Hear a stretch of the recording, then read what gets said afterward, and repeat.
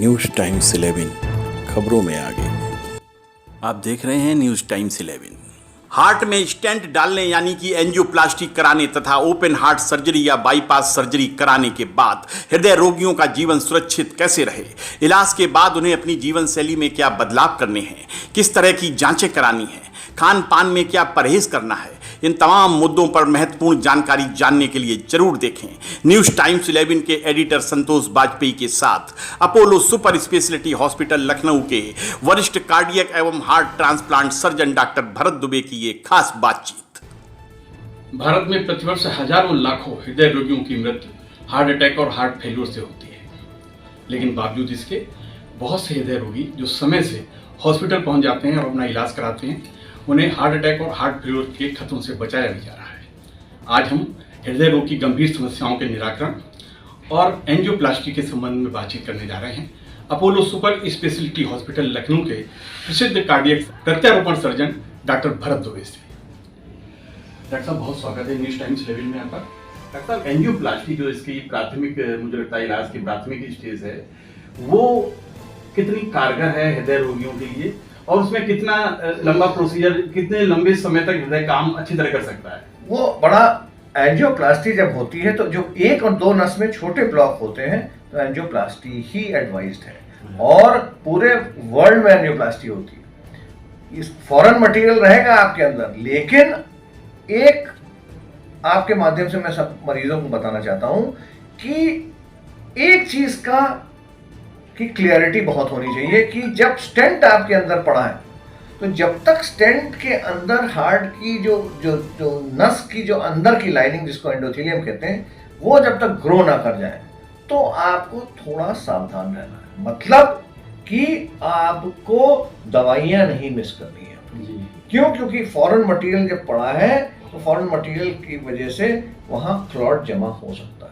तो जब तक हम इसको मेडिकल टर्म में कहते हैं एंडोथेलियाइजेशन ऑफ द स्टेंट, जब तक एंडोथेलियाइजेशन ऑफ द स्टेंट नहीं होता है तो दवाइयां नहीं मिस करनी होती, और वो समय छोटा मोटा नहीं होता है, 6 से 8 महीने होता है। तो पहले साल जब आप किसी को भी स्टेंट पड़ाओ, चाहे मेडिकेटेड हो चाहे नहीं, चाहे वो बायोडिग्रेडेबल हो चाहे नहीं, स्टेंट जब तक पड़ा है और मेडिकेटेड भी हो तो ये नहीं समझना चाहिए कि दवाई वहाँ सिक्रीट हो रही तो हमको नहीं खानी। तो जैसा कि आप बता रहे हैं कि स्टेंट पड़ने के बाद हृदय रोगियों को कम से कम 1 साल या 8 से 9 महीने तक दवाइयों का नियमित सेवन करना चाहिए। अच्छा सर, एक चीज़ और मैं जानना चाहता हूँ कि स्टेंट को भी लेकर बड़ी धारणा बनी हुई है कि उनका पीरियड कुछ का कम हो जाता है या कुछ लंबे समय तक चलते हैं। इसमें किस तरह से कुछ डिसॉल्व हो जाते हैं बॉडी में? आजकल डिसेंट कंपनी के जो स्टेंट्स आते हैं जो कि ड्रग एल्यूडिंग स्टेंट्स होते हैं, जो वहाँ दवाई खुद छिड़कते हैं, उसकी वजह से खून का थक्का नहीं जमा होता। तो अच्छे स्टेंट्स हैं, they have got a long term result. लेकिन जो स्टेंट्स लग रहे हैं, एक बार ये स्टेंट के अंदर एंडोथेलियम ग्रो कर जाती है, फिर कोई इशू नहीं। ये चीज समझने वाली है, हमेशा याद रखिए कि स्टेंट हमेशा नस में ऊपर लगता है, जहाँ नस शुरुआत होती है। तो अगर एक बार आपका स्टेंट लग भी गया, उसमें ब्लॉकेज हो गया, तो उसमें फिर से स्टेंट लग सकता है या उसका बाईपास भी हो सकता है।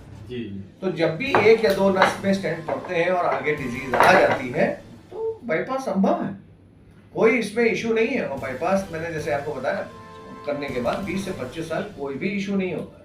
नहीं डॉक्टर, जैसा सब हम सब लोग जानते हैं कि हमारे हृदय में 3 नसों के द्वारा खून की रक्त की आपूर्ति होती है। अगर उसमें 2 ठीक हैं, एक बहुत ज़्यादा, अगर मान लें कि 90% से ऊपर से गड़बड़ है, तो ये मान लिया जाए कि एंजियोप्लास्टी 10 से 15 या 20 साल तक कारगर हो सकती है? बिल्कुल हो सकती है। हमने तो कितने पेशेंट्स देखे हैं जो कि अगर उन्होंने अपना जो दिनचर्या बदली, उन्होंने ये सोचा कि क्या कारण था जो हमारा लाइफ का स्ट्रेस को कम किया और एक स्ट्रक्चर्ड लाइफ लीड करी, उनको कोई इशू नहीं, उनका जीवन ठीक से बिल्कुल बिल्कुल।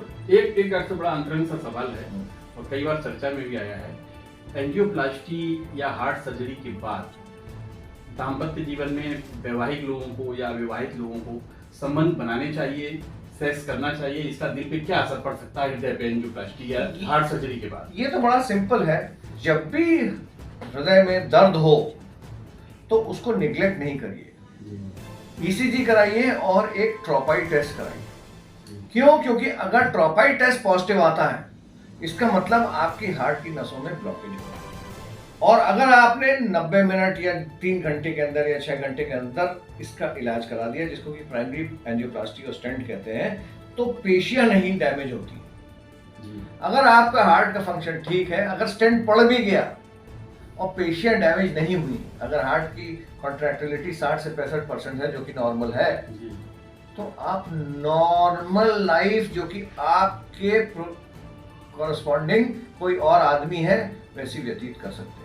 नॉर्मल सेक्स लाइफ, बच्चे पैदा कर सकते हैं, टेनिस खेल सकते हैं, क्रिकेट खेल सकते हैं, सब कर सकते हैं। तो इसका जो एक टेस्ट जो आप बता रहे हैं वो बीच में कराया जाए तो जानकारी हो सकती है कि हमारा हृदय कितनी मजबूत स्थिति में है और किस तरह फंक्शन कर रहा है, और हमें नियमित जीवन चल रहा जो दिनचर्या है उसे हम जी सकते हैं। बिल्कुल, और इसीलिए इसको फॉलो अप करने के लिए हम एक इको करते रहते हैं, क्योंकि इको में बड़ा क्लियर, जैसे हमने बताया, 3 नसें होती हैं, सबके डिवीजन, सबकी एरियाज बिल्कुल फिक्स्ड हैं। तो अगर सामने और साइड की आपके में स्टेंट पड़ा है, तो हम ये देखते रहेंगे कि यहाँ की पेशियां ठीक काम कर रही हैं कि नहीं। बाईपास और हार्ट सर्जरी के बाद क्या ये मान लिया जाए कि लॉन्ग टाइम वो मनुष्य या हृदय की धड़कनें लगातार चलती रहेंगी, मनुष्य लंबे समय तक जीवित रह सकता है, इसकी संभावना बन जाती है? अगर समय पे इलाज हो जाए तो बाईपास के रिजल्ट्स को कोई कंपेयर नहीं कर सकता स्टेंट, क्योंकि बाईपास के रिजल्ट्स स्टेंट से बहुत सुपीरियर है।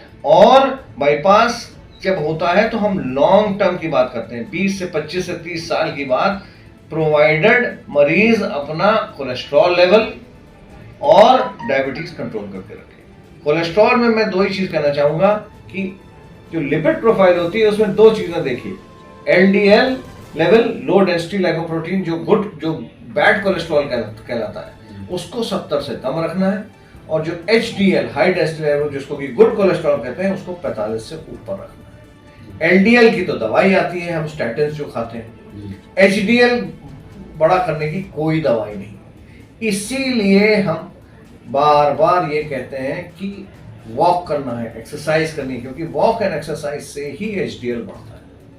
तो ये डॉक्टर साहब, जैसे कि आपने बताया कि हृदय रोगियों को हार्ट अटैक ना पड़े, उनका हार्ट फेलियर ना हो, तो किस तरह की सावधानी वो पहले से रखें और क्या परहेज रखें कि जिससे नौबत ना आए?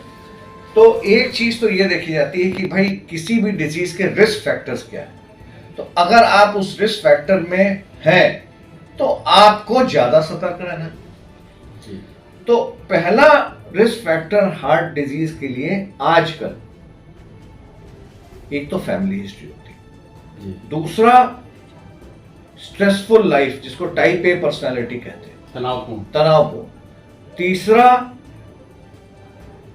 मतलब ओवरवेट, जिसको मैलिग्नेंट ओबेसिटी कहते हैं। ओवरवेट मतलब अगर आपकी एक्सपेक्टेड हाइट और वेट एज के हिसाब से वजन 30% से ज्यादा है बॉडी के, तो उसको मैलिग्नेंट ओबेसिटी कहते हैं। तो ये वजन हृदय पे असर डालता है? बिल्कुल डालता है। और वजन, वेट, हमारे यहाँ की अगर आप वेस्ट से कंपेयर करें तो हमारे यहाँ की जो कुकिंग हैबिट्स हैं उसमें बहुत ऑयल इन्वॉल्व होता है। 40 के बाद डायबिटीज भी तीसरे नंबर पे आता है। तो अगर जैसे डायबिटीज में मैं ये बताना चाहूँगा दर्शकों को कि अगर पेरेंट्स डायबिटिक हैं तो आपको अत्यंत सावधान रहना है। क्यों? इसलिए क्योंकि 20% अगर को आपको डायबिटीज होगी ही होगी अगर एक पेरेंट को डायबिटीज है, और कहीं दोनों को है तो 40 से 60% का इंसिडेंस होता है यंगर जनरेशन या बच्चों में डायबिटीज होने का। 2 चीजें हैं मैं हमेशा बताता हूँ, डायबिटीज और हाइपरटेंशन। ये ऐसे 2 रोग हैं जो कि अगर आपने कंट्रोल नहीं किए तो वो हर एंड ऑर्गन को इफेक्ट करेंगे। आपकी किडनी को इफेक्ट करेंगे, आपके हार्ट को इफेक्ट करेंगे, आपके रेटिना को इफेक्ट करेंगे, ब्रेन को इफेक्ट करेंगे। डॉक्टर साहब, एक धारणा ये भी है कि जो लोग शराब का सेवन करते हैं, नशे के आदी हैं या मांसाहार पर निर्भर हैं, उन्हें हृदय रोग की संभावना कम होती है, इसमें कितनी सत्यता है? देखिए, ऐसा कुछ नहीं है। रेड मीट जो होता है वो हृदय रोग के लिए ठीक नहीं है। जहां तक शराब का सेवन की बात है, देखिए अल्कोहल हमेशा सेंट्रल नर्वस सिस्टम, मतलब जो मानसिक जो सिस्टम है उसको डिप्रेस करता है। जी तो इनिशियल स्टेजेस में जी वो हेल्प करता है ह्यूमन बॉडी को, क्योंकि इनिशियल जब आपकी जो नॉर्मल जागरूकता है जब वो डिप्रेस होती है तो आपके इनहिबिशंस खत्म हो जाते हैं, आपका स्ट्रेस लेवल खत्म हो जाता है। जी उसके आगे अगर आप बढ़ते चले गए तो फिर हार्मफुल है। जहां तक टोबैको का सेवन है वो हर तरह से हार्ट की नसों के लिए हार्मफुल है। मतलब आप कह रहे हैं कि जो टोबैको है या किसी प्रकार का ड्रग है, हाँ। वो बिल्कुल हार्मफुल है, यानी बहुत खतरनाक है। बिल्कुल। डॉक्टर साहब, हृदय रोगी एंजियोप्लास्टी करा सकते हैं या हार्ट सर्जरी हो सकती है, उसके बाद खान पान पर और क्या परहेज है, क्या सावधानियां, इनको थोड़ा प्रमुखता से आप बता दीजिए किस तरह से। तो आम तौर के आदमियों पे जब स्टेंट होता है या बाईपास होता है, मैं तो 1 महीने तक, क्योंकि बाईपास में घाव होता है इसलिए 1 महीने तक तो मैं बहुत ज़्यादा मरीज को नहीं रोकता हूँ, क्योंकि नहीं तो घर वाले इतने प्रोटेक्टिव हो जाते हैं कि बिल्कुल उबला सा खाना खिलाने लगते हैं। जी। तो वो तो मरीज ऑलरेडी डाउन होता है, और तो इसलिए 1 महीने तक जब हीलिंग पूरी कंप्लीट हो जाती है फिर मैं लिपिड प्रोफाइल पे जोर देता हूँ, और लिपिड प्रोफाइल के हिसाब से मरीज को बताता हूँ कि देखिए हर चीज अति में खराब है जी। और बहुत ही ज्यादा नियम उसमें चल के आदमी जी। चल नहीं पाता। तो मैं तो ये कहता हूँ कि मॉडरेशन में हर चीज कर सकते हैं।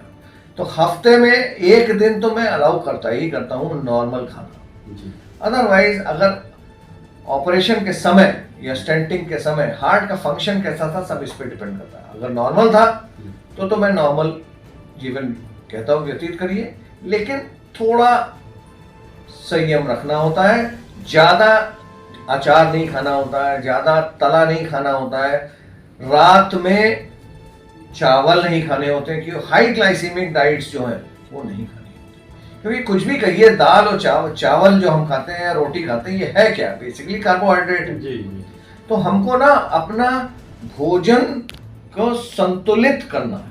संतुलित भोजन लेना। तो संतुलित आहार जो पहले एक चैप्टर पढ़ाए जाते थे कि भोजन का टाइम रात में 7:30-8 के बाद नहीं, और बाद में खाना है तो लिमिटेड खाना है, फ्रूट्स खाने हैं, लेकिन मेन जो खाना और हाई शुगर कंटेंट नहीं खाना है। जी।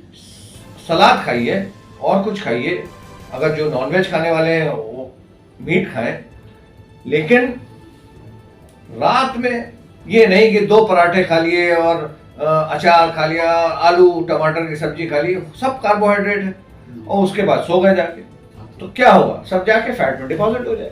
तो गरिष्ठ भोजन तला हुआ बिल्कुल बंद होना चाहिए। बिल्कुल, क्या मतलब कम होना चाहिए, कम होना चाहिए।